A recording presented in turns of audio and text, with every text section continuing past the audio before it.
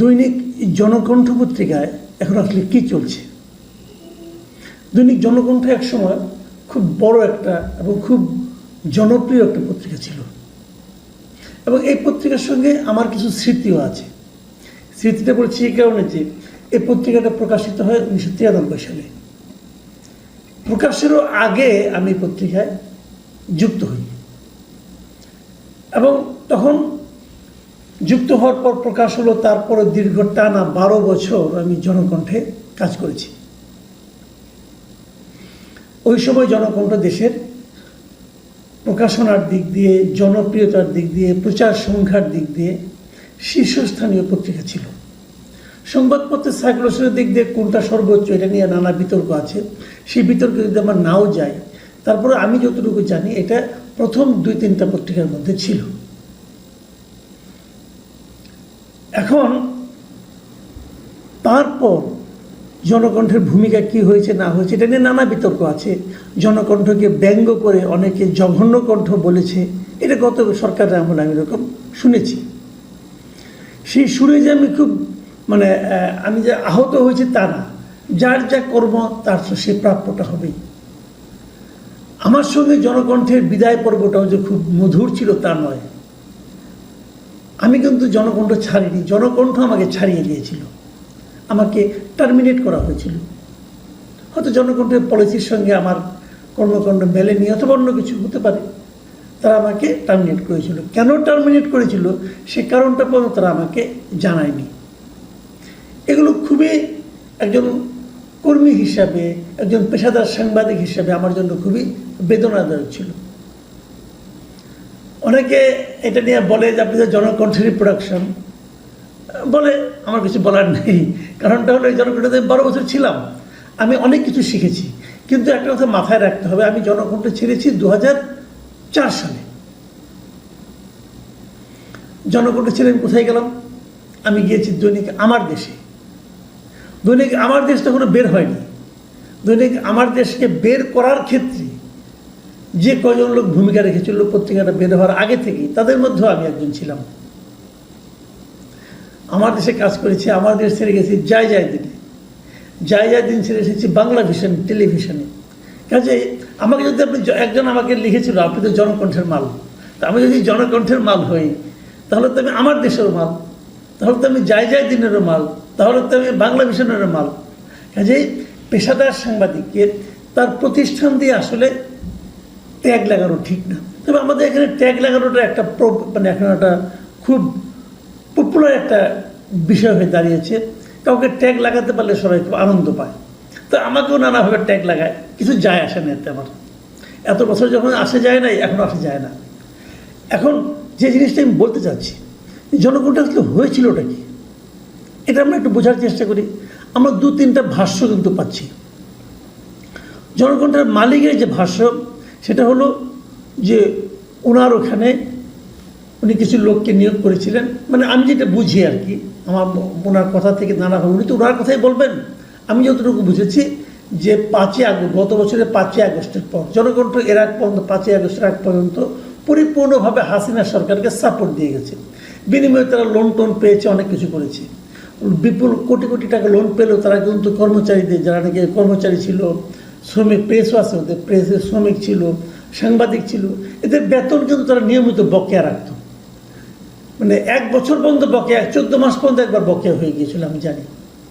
তো ঠিকঠাক মতো বেতনটা তো দিত না। তাদের ব্যবহার, আচার আচরণও যথেষ্ট খারাপ ছিল।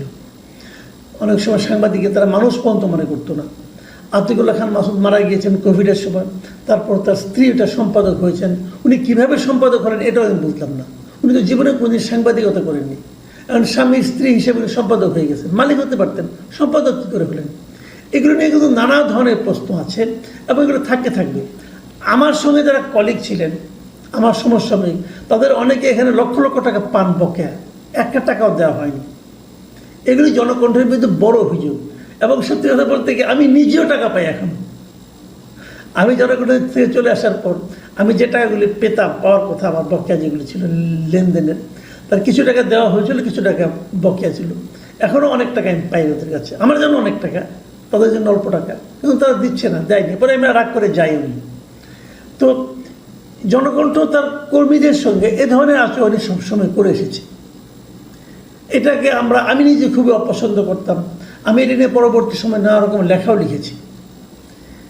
5ই আগস্টের পর গত বছরের জনকণ্ঠ মালিক দেখেছে যে আগে তো আমরা আওয়ামী লীগেরকে সাপোর্ট করেছি, এখন এটাকে কীভাবে ম্যানেজ করা যায়, কাজে ওরা নানা ধরনের লোককে এখানে যুক্ত করেছে। এই লোক যুক্ত করার কাজটা সম্ভবত ওনারা দিয়েছিলেন মেজর আফিজ নামে এক লোককে। এই মেজর আফিজ সাহেবটাকে, উনি এক বিখ্যাত ব্যক্তি। উনি পুরো হাসিনার আমলে, শেখ হাসিনার আমলে উনি ডিজিএফআই এর একজন মেজর ছিলেন। এবং ওই সময় ডিজিএফআই কী করেছে আপনারা সবাই জানেন। এবং ওখানে ডিজিএফআই বসে বসে উনি বিভিন্ন পত্রিকার সম্পাদক অথবা যারা নাকি দায়িত্বপ্রাপ্ত ব্যক্তি তাদেরকে ফোন দিতেন, এভাবে করেন, ওভাবে করেন, ওভাবে করেন। এই হলো মেজর আফিজ। আমাকেও সে একবার দুইবার ফোন দিয়েছিল। আমি তখন বাংলা ট্রিবিউনে হেড অফ নিউজ ছিলাম। কফি খাওয়ার দাওয়াত দিতেন এই ভদ্রলোক। এবং পুরো সময়টা হাসিনা সরকারকে সার্ভ করার পর এক পর্যায়ে উনি এসে চাকরি ছেড়ে, অথবা তার চাকরি শেষ হয়ে গেছে সম্ভবত, আমি বলতে পারবো না, উনি দৈনিক বাংলার দায়িত্ব নিলেন। নতুন করে দৈনিক বাংলা প্রকাশিত হয়েছিল, তার ওখানে গিয়ে উনি যে বিরাটটা কেউ কাটা হয়ে গেলেন। 5ই আগস্টের পর উনি এসে যুক্ত হলেন, জনকণ্ঠের উপর ভর করলেন উনি। এবং আমি যতটুকু দেখলাম এখানে উনি হলেন সব কিছু মাস্টার মাইন্ড উনি ছিলেন, যদ্দূর আমার ধারণা। উনি এনসিপির থেকে শিশির নামে এক লোককে নিয়ে আসলেন। তারপরে আরও কিছু লোক এখানে যোগ দিল। তারা মিলেই কিন্তু গত এই সবচেয়ে সর্বশেষ যে ঘটনাটা ঘটলো এরাই ঘটিয়েছিল। আমি এই ব্যাপারে বিবিসির একটা নিউজ দেখলাম, সেখানে জনকণ্ঠের মালিক এবং সম্পাদক শামীমা এ খান উনি কিন্তু একদম অভিযোগ করেছেন যে শনিবার রাতে ষড়যন্ত্র করে জনকণ্ঠ ভবনে মব সৃষ্টি করে অবৈধভাবে দখল করা হয়েছে, এই অভিযোগ উনি করেছেন। এবং এর জন্য উনি দায়ী করেছেন কাকার বিরুদ্ধে অভিযোগ করেছেন যে চিফ অপারেটিং অফিসার যিনি আছেন অবসরপ্রাপ্ত মেজর আফিজুর রহমান, এনসিপির যুগ্ম আহ্বায়ক ও পত্রিকাটির প্ল্যানিং অ্যাডভাইজার জয়নাল আবেদিন শিশির, এছাড়াও বিএনপি ও জামাতপন্থী কয়েকজন সাংবাদিকের বিরুদ্ধে উনি অভিযোগ করেছেন। এখন এটা তো তার অভিযোগ।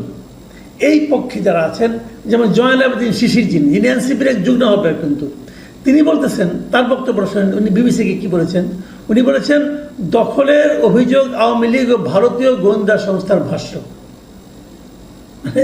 ওনারা জবরদখল যে করছে এটা নাকি ভারতীয় গোয়েন্দা সংস্থা এবং আওয়ামী লীগের ভাষ্য। আমরা এখানে মালিকানা ও প্রকাশনায় নেই, পরিচালনার জন্য শুধু একটা বোর্ড করেছি, কর্মরত সব সাংবাদিকদের সর্বসম্মতিক্রমে এই সিদ্ধান্ত নেওয়া হয়েছে। এই হলো শিশিরের বক্তব্য। এবং উনি কিন্তু এনসিপির একজন যুগ্ম আহ্বায়ক। এখন ওনারা মালিকানা নেন নাই, কিন্তু সম্পাদককে সরিয়ে দিলেন, তাহলে কী হিসেবে, কোন এখতিয়ারে? এবং এটা একদম, এবং তারা মালিকের সম্পাদক যিনি আছেন শামীমা এখানে উনি মালিক, ওনার ফ্যামিলি মালিক। এটা তো ওনারা এখন টাকা দিবেন কিভাবে? আপনি টাকা পাবেন কোথায়? পত্রিকা প্রকাশ কীভাবে করবেন? আপনি তো ফ্যাসিবাদ ঘটিয়েছেন। এখন ওনারা যদি টাকা না দেন, যদি পত্রিকা প্রকাশ করতে আপনি না পারেন, তাহলে যারা এখানে আছে তারা তো বেতন আরও পাবে না। এই বিষয়গুলো আপনি কীভাবে সমাধান করবেন? পরিষ্কার কথা, শিশির সাহেব যেটাই বলুন, আসলে পরিষ্কার কথা, তারা পত্রিকাটাকে জবরদখল করেছেন। এটাই রিয়েলিটি। এই ঘটনাটাকে কেন্দ্র করে আমি অত ডিটেল তখন জানতাম না। আমি আজকে সকালে, গতকালকে সকালে একটা ফেসবুকে স্ট্যাটাস দিয়েছিলাম। আমি কেবল বলেছিলাম কী কী ঘটছে, আমি ডিটেল জানি না। আমি বলেছিলাম যে আমি দেখলাম যে জনকণ্ঠের প্রিন্টার লাইন চেঞ্জ হয়ে গেছে, সেখানে পত্রিকার সম্পাদকের নাম নাই। সম্পাদকের নাম ছাড়া পত্রিকা বের হয় নাকি? এটা হয়। সম্পাদকের তো একটা মিনিমাম ফরম্যাট আছে, এটা কোন ফরম্যাটে পড়লে আমি বুঝতে পারলাম না। সম্পাদকের নাম নাই, তার নাকি পরিচালনা পর্ষদ আছে, তাদেরও নাম নাই, বলছে ওরা পরিচালক মণ্ডলী চালাচ্ছে। তো এইভাবে তো হয় না ভাই। তারপরে তারা আমি এইগুলো যাও কেন, আমি ওই কথাগুলি লিখেছি। লিখার পর আমি কি রিয়াকশন পেয়েছি সেগুলো নিয়ে আপনাদের সঙ্গে একটু সামান্য ছোট করে আমি একটু শেয়ার করতে চাই। আমি কেন করতে চাই সেটাও বলি, যে ওখানে অনেক ধরনের রিয়াকশন এসেছে। সবাই আমাকে দালাল বলছে জনকণ্ঠের প্রতি আমি কৃতজ্ঞতা দেখাচ্ছি, আমি জঘন্য কণ্ঠের একজন প্রোডাকশন, এগুলো অনেক কিছু। ভাই কৃতজ্ঞতা কিছু নাই। জনকণ্ঠের বর্তমান মালিকদের কাউকে আমি চিনি না, কারোর সঙ্গে আমার কোনো যোগাযোগ নেই। ওদের কাছে আমি এখনও টাকা পাই, কিন্তু ওদেরকে ভালোবাসার কোনো কারণ নাই। আমি কেবল একটা কথা বলেছি, সেই কথাটা হলো যদি আপনাদের সঙ্গে তারা খারাপ ব্যবহার করে, এর আগের দিন 20 জনের নাকি চাকরি গেছে, চাকরি যায়, চাকরি তো আমারও গেছে, বাট চাকরি তো তারা আমাদেরকে যে মালিক পক্ষের যে শর্তগুলো আছে, আমি যখন চাকরি নিয়েছি, যখন আপনারাও চাকরি নিয়েছেন, সেখানে শর্ত আছে কিন্তু যে কী কী পরিস্থিতিতে চাকরি যেতে পারে। জনকণ্ঠের একটা নিয়ম তখনও ছিল, এখন আছে কিনা আমি জানি না, আমি যদ্দূর জানি এখনও আছে। সেটা হলো ওরা 1 বছর অবক্ষাদিন রাখে। অবক্ষাদিন মানে আপনাকে তারা টেস্ট করবে, দেখবে। তো 1 বছর পরে, 1 বছরের মধ্যে যে কোনো সময় কোনো কারণ দর্শানো ছাড়াই আপনাকে চাকরি থেকে বাদ দিতে পারে। যে লোকগুলি চাকরি গিয়েছিল এরা প্রায় সবাই সেই লাইনের লোক। আজকে যারা আন্দোলন করছেন তাদের সবারই নিয়োগ হয়েছে গত বছরের 5ই আগস্টের পরে, মানে কারোরই 1 বছর হয়নি। কাজে আইনের কোনো ব্যত্যয় না ঘটিয়েই তারা আপনাকে চাকরি খেয়ে দিতে পারেন। বিষয়টা অমানবিক, কিন্তু আইন অনুযায়ী তারা এটা পারেন। আপনাকে নোটিশও দিতে হবে না। যে জিনিসটা নাকি আমার এই স্ট্যাটাসে ইসরাফিল ফরাজি নামে একজন লিখেছেন, আমি তার নাম শুনেছি, তার সঙ্গে আমার কখনো পরিচয় হয়নি। উনি বলেছেন ওই যে 6 জনের যে সম্পাদকীয় বোর্ড গঠন করা হয়েছে, উনি তার একজন সদস্য। এবং উনি আমাকে বলেছেন যে পরিস্থিতি জানানোর চেষ্টা করেছি। আপনি আমাকে লিখেছেন, আপনি দীর্ঘদিন জনকণ্ঠে ছিলেন, জনকণ্ঠে যতগুলো প্রতিষ্ঠান ছিল সব চালু আছে, সকাল থেকে অফিসে ও সবাই অফিস করছে, আপনি ভিজিট করতে পারেন। এবং তারপরে উনি একটা ওনার ফেসবুক স্ট্যাটাসের লিঙ্ক আমাকে দিয়েছেন দেখার জন্য। আমি এই ফরাজি সাহেবের ফেসবুক স্ট্যাটাসটা দেখার চেষ্টা করেছি। উনি একটা জায়গায় লিখেছেন এখানে যে আমি যুগান্তর ছেড়ে জনকণ্ঠে আসি, এর পেছনে একটা লক্ষ্য ছিল যেভাবেই হোক ফ্যাসিবাদ মুক্ত করে জনকণ্ঠে জনগণের কাছে নিয়ে যাওয়া। মানে উনি আসলে এই লক্ষ্যটা নিয়ে আসছেন। এখানে সাংবাদিকতা করতে আসেন নাই, চাকরি করতে আসেন নাই, উনি লক্ষ্য নিয়ে আসছেন যে উনি জনকণ্ঠকে ফ্যাসিবাদ মুক্ত করবেন। কে ফ্যাসিবাদ? উনারা যাকে মনে করেন ফ্যাসিবাদ, সে ফ্যাসিবাদ। শামীমা এ খান আওয়ামী লীগের দোষর হতেই পারে, এই জন্য তার শাস্তি হতেই পারে, তার বিরুদ্ধে মামলা করেন, আওয়ামী লীগের দোষর হিসেবে মামলা করেন, কোনো সমস্যা তো নাই। জনকণ্ঠের উনি যেভাবে পরিচালনা করছেন তাতে যদি কোনো সমস্যা হয়, যদি সেটা অনৈতিক হয়, বেআইনি হয়, তার বিরুদ্ধে মামলা করেন, কোনো সমস্যা তো নাই। বাট ফ্যাসিবাদ মুক্ত করা এটা কোন পদ্ধতি হলো যে তাকে আপনি অবাঞ্ছিত ঘোষণা করে দিলেন, তাকে জনকণ্ঠে ঢুকতে দিবেন না? এটা কেমন হলো ভাই? এটা তো সাংবাদিকের কাজ না। আপনি তো সাংবাদিক, এটা কি সাংবাদিকের কাজ? আমি এই জিনিসটা কিন্তু আসলে বুঝতে পারি না। যাই হোক, তারপরে উনি এক জায়গায় লিখেছেন যে গত পরশু সকাল থেকে যখন জনকণ্ঠের সম্পাদকের ছেলে জিসাল এ খান প্রতিষ্ঠানের ভাইস চেয়ারম্যান 2 আওয়ামী লীগের সঙ্গে একাত্মতা প্রকাশ করে মাসব্যাপী শোক দিবস পালন করতে চাইল, তখনই আমরা এর বিরোধিতা করি। হ্যাঁ, এই বিরোধিতা আপনারা সঠিক করেছেন, আপনারা করতেই পারেন সেখানে।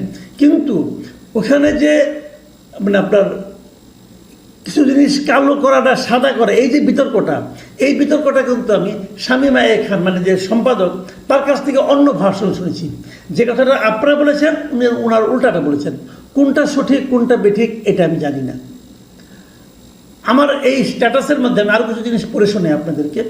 আমার এই স্ট্যাটাসের মধ্যে আমাদের কয়েকজন পুরনো কলিগ কমেন্ট করেছেন। সেই কমেন্টের মধ্যে একজন লিখেছেন মিস্টার সজল আশফাক শিকদার। উনি আসলে ডাক্তার সজল আশফাক আমার খুব পছন্দের লোক। উনি এখানে দীর্ঘদিন হেলথ পাতাটা দেখতেন এবং খুব ভালো করতেন উনি আবার ছড়াও লেখেন, ভালো ছড়া লেখেন এবং হেলথ বিষয়ক অনেক লেখালেখি উনি করেন। ওনার অনেক বইপত্র আছে। উনি এখন এই মুহূর্তে যুক্তরাষ্ট্রে আছেন, ওখানে থাকেন। তিনি লিখেছেন, ভাই জনকণ্ঠের কাছে বেশ কিছু টাকা পাই।